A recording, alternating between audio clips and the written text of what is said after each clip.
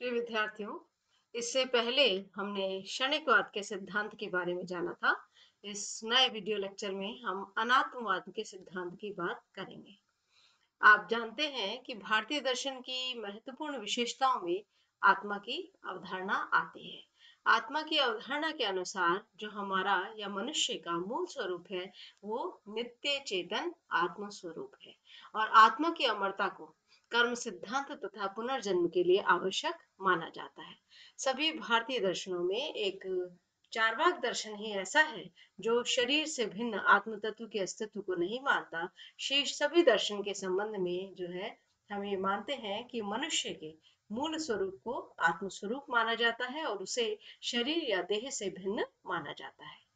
बौद्ध दर्शन भी एक नैतिक आध्यात्मिक दर्शन है, परंतु बौद्ध दर्शन सत्ता के स्वरूप को परिवर्तनशील मानता है और उसके महत्वपूर्ण सिद्धांत प्रतीत्य समुद्वाद के अनुसार परिवर्तनशील धर्मों के अतिरिक्त किसी नित्य स्थायी सत्ता को स्वीकार नहीं किया जा सकता। तो बौद्ध दर्शन का एक बहुत महत्वपूर्ण सिद्धांत है कि सिर्फ परिवर्तनशील धर्म ही सत्य हैं। सिर्फ वही वस्तु जो किसी कारण से जिसका आविर्भाव होता है वही सत्य है। कोई ऐसी नित्य निरपेक्ष स्वयंभू वस्तु या घटना स्वीकार नहीं की जा सकती।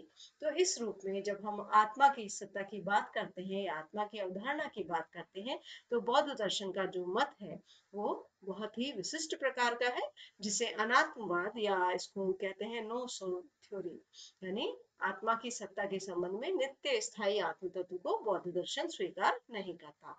तो अनात्मवाद किसे कहते हैं, इसके संबंध में हम कहेंगे कि बौद्ध दर्शन किसी नित्य स्थायी आत्म तत्व की सत्ता को स्वीकार नहीं करता। इसे ही अनात्मवाद के रूप में जाना जाता है। यहाँ मैं आपको याद दिला दूं, जब हमने चार्वाक दर्शन पढ़ा था तो उसे बोला था देहात्मवाद, यानी देह के अतिरिक्त आत्मा की सत्ता नहीं है। ये चार्वाक दर्शन का सिद्धांत था, जो एक भौतिकतावादी दर्शन है और नास्तिक दर्शन है। बौद्ध दर्शन भी नास्तिक दर्शन है, परंतु बौद्ध दर्शन जो है एक नैतिक आध्यात्मिक दर्शन है, जो किसी नित्य स्थायी आत्म तत्व की सत्ता को स्वीकार नहीं करता। तो यह सिद्धांत अनात्मवाद कहलाता है। अब जब कोई नित्य स्थायी आत्म तत्व नहीं है, तो प्रश्न उठता है कि फिर जीवन क्या है। क्योंकि हम तो जीवन को इसी रूप में जानते हैं कि मनुष्य जो है उसका मूल स्वरूप आत्मा है, जो कि नित्य स्थायी रूप में रहती है और इस रूप में जो है जीवन में जो परिवर्तन होते रहते हैं उसमें भी नित्य स्थायी आधार तो आत्मा होती है। परंतु बौद्ध दर्शन का इस संबंध में स्पष्ट मत है कि हमारा जीवन भी जो है वो विभिन्न क्रमबद्ध। अब यहाँ ये आवश्यक है याद रखना कि ये तो आप कहते हैं कि जीवन जो है वो विभिन्न क्षणों की श्रृंखला है, पर यहाँ ये ध्यान रखना बहुत आवश्यक है कि क्रमबद्ध, इसमें एक सीक्वेंस है। तो जीवन जो है वो विभिन्न क्रमबद्ध क्षणों का नाम है और इन विभिन्न क्षणों का प्रवाह ही जीवन है। यानी एक क्षण के बाद दूसरा, दूसरे के बाद तीसरा, तो इस रूप में एक व्यवस्था है, क्रम है और इसीलिए जो है इन क्षणों के प्रवाह को संतति रूप में जाना जाता है। इसको बौद्ध दर्शन में संतानवाद, यानी एक क्षण से दूसरा क्षण पैदा हुआ, दूसरे क्षण से फिर नया तीसरा क्षण हुआ, इस तरह से क्षणों की श्रृंखला चलती रहती है। तो जो क्षणों का प्रवाह है इसे संतति या संतान के रूप में जाना जाता है, तो इसे संतानवाद भी कहा जाता है। तो इस संतति में किसी अवस्था की उत्पत्ति उसकी पहले वाली अवस्था से होती है। तो इस प्रकार से जीवन क्या हुआ, विभिन्न अवस्थाओं में जो पूर्वापर, पूर्वापर यानी पहले और बाद वाला, पूर्व और अपर यानी पहले और बाद वाला कारण कार्य संबंध होता है। अब हम यहाँ बौद्ध दर्शन की दृष्टि में तो ये कह रहे हैं कि ये तो क्षणों की श्रृंखला है, पर जब हम सामान्य बोध रखते हैं तो हम तो कहते हैं कि नहीं, हमें तो जीवन निरंतरता में ही प्रतीत होता है, हमें तो ऐसा नहीं लगता कि इसमें भिन्न भिन्न क्षण है।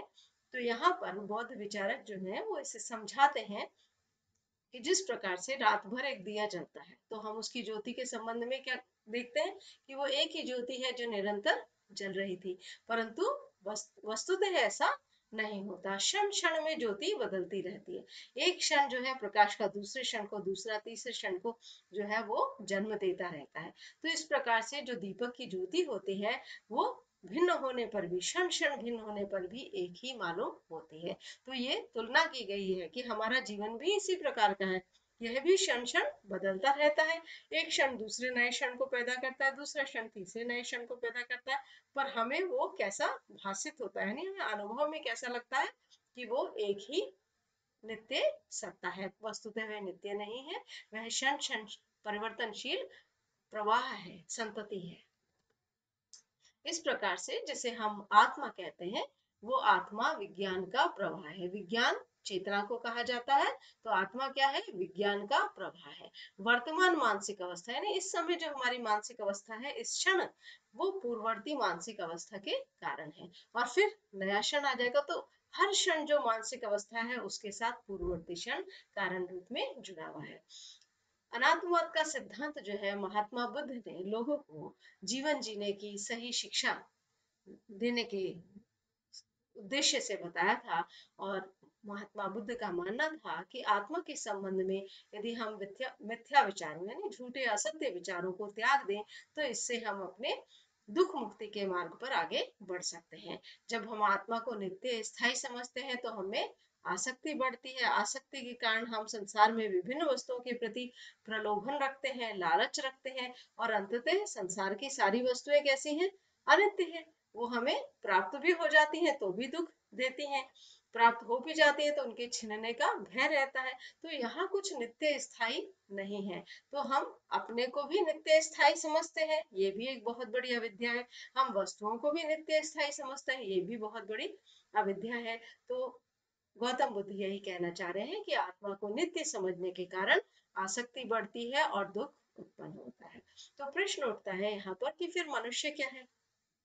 मनुष्य यदि नित्य स्थायी नहीं है, उसके शरीर भी जो है कोई नित्य स्थायी सत्ता नहीं है। कोई नित्य स्थायी सत्ता बौद्ध दर्शन के अनुसार स्वीकार की ही नहीं जा सकती, क्योंकि अभी हमने बताया कि जो प्रतीत समुत्पाद के अनुसार जो भी वस्तु या सत्ता हमें दिखाई देती है, वो तो परिवर्तनशील धर्मों का प्रवाह है। तो फिर मनुष्य क्या है? तो इस संबंध में बौद्ध दर्शन का उत्तर है, मनुष्य 5 स्कंधों का संघात है। अब स्कंद है जो मिलकर बनते हैं, जो संग्रह होता है ना विभिन्न चीजों का, उसे स्कंद कहा गया है। तो इस प्रकार से पंचस्कंद क्या है? यदि ये प्रश्न हो तो पंचस्कंद 5 परिवर्तनशील तत्वों का संग्रह है। और ये 5 परिवर्तनशील तत्व कौन से हैं? रूप, वेदना, संज्ञा, संस्कार और विज्ञान। इस प्रकार मनुष्य 5 स्कंधों का संघात है, यानी 5 परिवर्तनशील तत्वों का संग्रह है। और ये 5 परिवर्तनशील तत्व है रूप, वेदना, संज्ञा, संस्कार और विज्ञान। अब ये पांचों तत्व क्या होते हैं? रूप का अर्थ है मनुष्य का जो ये बाहरी रूप है, भौतिक रूप है। तो मनुष्य शरीर का जो रंग है, आकार है, वो उसके रूप के अंतर्गत आते हैं। फिर वेदना, वेदना का अर्थ है जो हमारे आंतरिक सुख दुख आदि भाव होते हैं। जगत की वस्तुओं को जब हम विषयों के संपर्क में आकर अनुभव करते हैं, तो जो अंदर सुख दुख का भाव चलता है, वो वेदना है। संज्ञा, जो नाना प्रकार का हमको ज्ञान हमारे अंदर संग्रहित होता है, वो संज्ञा है। और संस्कार, यानी हमने जो कर्म किए होते हैं, कर्म में ज्ञान प्राप्त करना भी हो गया, तो उसके कारण जो स्मृति धारणाएं बनती हैं, जिस तरह की छाप ज्ञान की पड़ती है और प्रवृत्तियां होती हैं, वो संस्कार में आता है। और ये क्या है? पांचवा क्या है? विज्ञान। विज्ञान यानी चेतना या चैतन्य। तो इस प्रकार से मनुष्य ये 5 रूप, वेदना, संज्ञा, संस्कार और विज्ञान, इन 5 तत्वों का या जो है वो पंच स्कंधों का संघात है। तो जब तक यह संघात रहता है, जब तक ये पांचों स्कंध जो है वो मिलकर रहते हैं, तब तक मनुष्य का अस्तित्व रहता है। तो संघात के अतिरिक्त आत्मा नाम की कोई सत्ता नहीं है। और इसे बड़े प्रसिद्ध उदाहरण से समझाया जाता है कि जिस तरह से हम जिसे रथ कहते हैं, उस रथ के अलग अलग पक्ष होते हैं। उसमें घोड़ा भी होता है, उसका रथ का जो है वो पहिए अलग होते हैं, घोड़ा अलग होता है, उसे चलाने वाला होता है, उसका जो बीच का वो होता है वो अलग होता है। तो चक्र है, नेमी है, इससे मिलकर जो है रथ बनता है। पर हम उसे सम्मिलित रूप में रथ कहते हैं। हम उसके अलग अलग जो अंग है उसका उसको इंगित नहीं करते, हम उसे रथ कहते हैं। वस्तुतः यदि हम ढूंढे रथ क्या है, तो रथ तो उनका संग्रह है विभिन्न चीजों का। इसी तरह से मनुष्य क्या है? तो मनुष्य भी जो है वो पंचस्कंधों का संघात है।